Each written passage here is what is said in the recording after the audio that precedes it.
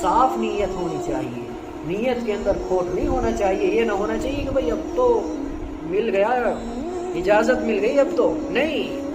اجازت تو ملی ہے، امتحان اور آزمائش ہے یہ، اس لیے کھوٹ نہیں آنا چاہیے دل میں، کھوٹ نہیں آنا چاہیے دل میں. ہاں اس سے ایک مسئلہ اور بھی نکلتا ہے کہ مثال کے طور پر اگر کسی یتیم کا مال ہم نے اپنے مال میں ملا لیا تو وہ جائز نہ جائز، جائز ہے، لیکن اتنا ہی ملائے جتنا اس کو ضرورت ہے. اسی طریقے سے مثال کے طور پر میرے پاس میں کوئی یتیم ہے، میں اس کا کفیل ہوں، میں مالدار ہوں، لیکن مجھے ابھی چند پیسوں کی ضرورت ہے اور مجھے معلوم ہے کہ اس یتیم کے پاس میں پیسے ہیں، میں نے وہ پیسے استعمال کر لیے. شریعت کہتی ہے کہ آپ کا استعمال کرنا جائز ہے، لیکن لوٹانا بھی ضروری ہے. اگر نہیں لوٹایا پھر آپ نقصان میں ہو جائیں گے، پھر آپ گنہگار ہوں گے.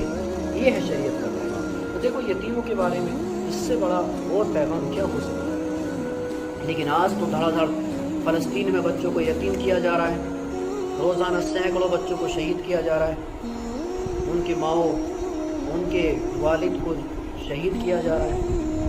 دنیا بھول چکی ہے امن کا پیغام. یہ ایک عجیب منظر ہے، جو مظلوم ہے اسی کو ٹیررسٹ کہا جا رہا ہے، جس کے اوپر ظلم کیا جا رہا ہے، جس کے بچوں کو مارا جا رہا ہے.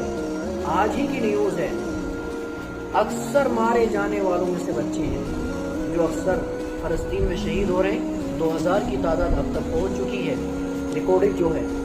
ان میں سے لوگوں کا آنکڑا یہ ہے کہ 600 ان میں سے بچے ہیں. کیا جرم تھا ان بچوں کا، کیا ستایا تھا ان بچوں نے کسی کو. 2000 لوگوں کو مار کر ظالم اپنے آپ کو یہ کہہ رہا ہے کہ میں شانتی کا علمبردار ہوں. یہ ہے دنیا کا پیغام. کیسا قانون ہے یہ.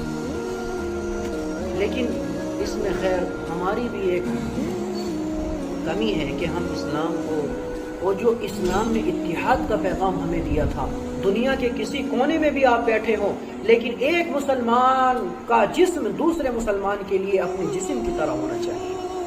اسلام کا پیغام تو یہ ہے کہ اگر ایک مسلمان کے جسم پر کانٹا لگے دوسرا مسلمان اس کا احساس اپنے دل کے اندر کرے. یہ ہے اسلام کا پیغام. لیکن آج ظلم جہاں ہو رہا ہے وہاں ہو رہا ہے، ہمیں کچھ پتہ ہی نہیں. یہاں تک کہ دیکھو ظالم جمع ہو گئے، ظالم جن کی دیکھو اسلام کی، ابھی آپ سمجھے، اسلام کی اور یہودیوں کی عیسائیوں کی کوئی بڑی لڑائی نہیں ہے. اصل لڑائی یہودیوں اور عیسائیوں کی ہے، ہماری لڑائی نہیں ہے. اصل لڑائی موسیٰ علیہ السلام کی اور عیسیٰ علیہ السلام کے ماننے والوں کی ہے. کیوں؟ اس لیے کہ موسیٰ علیہ السلام پہلے آئے تھے، عیسیٰ علیہ السلام بعد میں آئے تھے. تو موسیٰ علیہ السلام کے ماننے والے یہودی ٹھہرے، عیسیٰ علیہ السلام کے ماننے والے عیسائی ٹھہرے. تو عیسیٰ علیہ السلام آئے تھے تو عیسیٰ کو پھانسی کے پھندے پر لٹکانے والا کون تھا؟ یہودی تھے نا، یہودی تھے. کیوں؟ اس لیے کہ جب عیسیٰ علیہ السلام آئے تھے تو ان کو یہ ہوا کہ یار ہماری تو حکومت ختم ہو جائے گی، اب ہمارا تو نام ختم ہو جائے گا، اس کو ختم کرو. تو اصل لڑائی ان لوگوں کی ہے. لیکن ظالم کی آپ چالاکی دیکھو کہ ظالم مسلمان کو، اسلام کو تباہ کرنے کے لیے آپس میں نمبر 1 کے دشمن ایک ہو گئے، لیکن جو ایک مٹھی ایک جسم کے مانند ہیں وہ ایک ہونے کے لیے تیار نہیں. کسی کو احساس ہی نہیں ہو رہا کہ اتنا ظلم ہو رہا ہے. لاشیں بچھی پڑی ہیں، مکانات ان کے ٹوٹ چکے ہیں.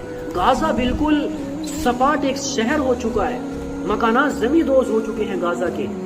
لیکن کوئی ملک بولنے کے لیے تیار نہیں، کوئی ملک کچھ کہنے کے لیے تیار نہیں. یہاں تک کہ افسوس کی بات یہ ہے کہ امریکہ کے لیے اردن جو مسلم ملک ہے اس نے اپنے راستے کھول دیے. امریکہ سے کہا کہ ہمارے راستے سے آپ اسرائیل تک ہتھیار بھیجیں. یہ ہے آپ کی اسلامی ملک،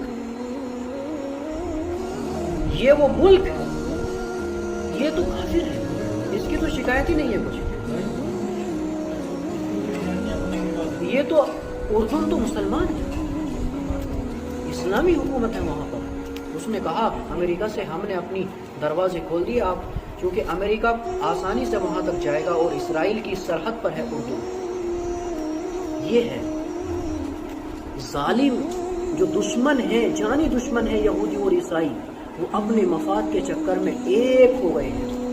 देखो अमेरिका ईसाई मुल्क है और वो यहूदी मुल्क है, लेकिन दोनों एक हो गए।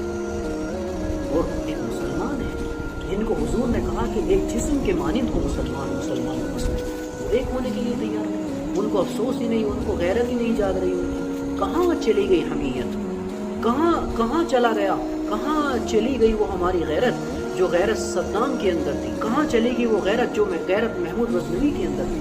कहाँ चली गई वो गैरत जो गैरत कासिम मोहम्मद बिन कासिम के अंदर थी? कहाँ चली गई? कहाँ चली गई वो गैरत जो हज्जाज इब्ने यूसुफ के अंदर थी? एक औरत ने यहाँ से खत भेजा कि हज्जाज तो मेरा इस्लामी भाई है, जुल्म हो रहा है। कहा कि बहना अभी मैं लश्कर भेज देता हूँ, सारे महाजों पर से रोक कर तेरे पास मैं लश्कर भेजता हूँ, तेरी हिफाजत पहले कर, क्योंकि तेरी हिफाजत की जिम्मेदारी मेरे पैगंबर ने पहले दी है। एक बहन के खत की खातिर मोहम्मद बिन कासिम अपने भतीजे को, अपने दामाद को, जो दामाद भी लगता था, उसको हिंदुस्तान की सरहद में मिला। ये ऐसे गैरतमंद बादशाह क्यों खत्म होते जा रहे हैं? कहाँ चली गई वो माएँ जिन्होंने ऐसे गैरतमंद बादशाह जने थे? अल्लाह ताला से दुआ तो करें हम कम से कम उन लोगों के लिए कि अल्लाह ताला उनकी हिफाजत करे, उनके खून की हिफाजत करे, उनके मकानात की हिफाजत करे, बच्चों की हिफाजत करे, उनके वालिदैन की हिफाजत करे, उनके ईमान की हिफाजत